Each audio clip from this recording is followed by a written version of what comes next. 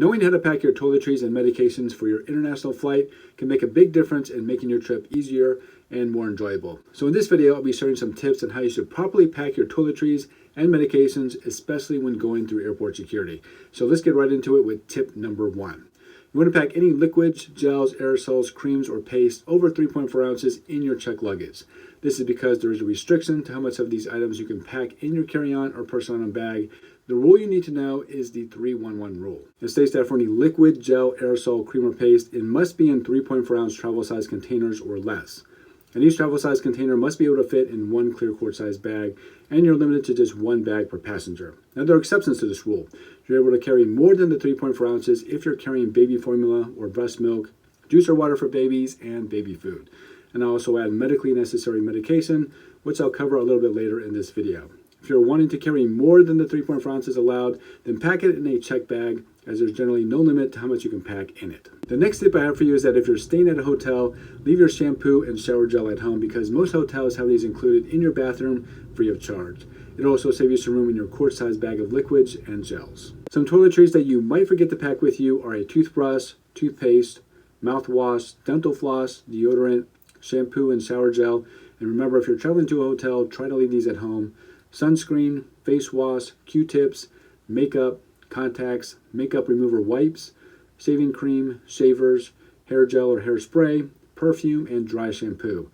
Just remember the 3-1-1 rule when packing these items in your carry-on or personal item bag. Most of these items can be picked up in prepackaged 3.4 ounce containers at either your local grocery or drugstore, or you can buy empty travel size containers like these to put your liquids and gels in so you don't end up buying extra for items you already have. Moving on to medication. You are safe to pack your medication. The TSA states that all medicine is allowed in both carry-on and checked luggage. Just make sure you bring it in its original container. If you're carrying prescription medication, bring a copy of your prescription with you. If you're going to be packing medication in your carry-on bag, the first thing you'll need to do is inform the security officer that you have medically necessary liquids and or medications, and separate them from your other belongings before screening begins. Also, you'll need to declare any accessories associated with your liquid medication, such as freezer packs, IV bags, pumps, and syringes. These items must be screened, and labeling these items can help facilitate the screening process. I would suggest you pack your medication in your carry-on or personal item bag, just in case you might need some of it, or to avoid a panic attack if you find out your luggage is missing when you arrive at your final destination and are now left without any medication at all. As I mentioned before, you can carry more than 3.4 ounces of liquid in your carry-on as long as it is medically necessary. You're not required to place your liquid medication in a plastic zip-top bag. If a liquid, gel, or aerosol medication sets off an alarm, then it may require additional screening and may not be allowed. If you do not want your liquid medication to be screened by X-ray or opened, inform the security officer, and additional steps will be taken to clear the liquid, and you will undergo additional screening procedures to include a pat-down and screening of your carry-on bag. Medication that would follow this type of screening would be inhalers, medications including nitroglycerin in pill form, and liquid medication. Liquid vitamins would unfortunately have to adhere to the 3-1-1 rule for carry-on luggage, but are not restricted for checked bags. And just to help you out, here's a list of medications that you might forget to pack.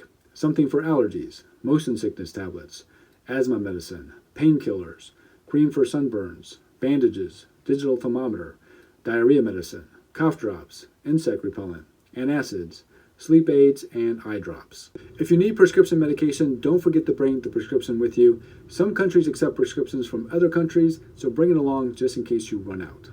And always pack your medicine in a separate, ready-to-go pouch. You never know when you're going to need it, so it's better to be able to find anything quickly rather than resorting your entire suitcase. And let me know if you have any questions about anything I covered in this video, and be sure to stick around for the next video in this series. We'll be sharing tips on how to pack your clothes for your next international trip. Thank you so much for watching this one, and I hope to see you again in the next video.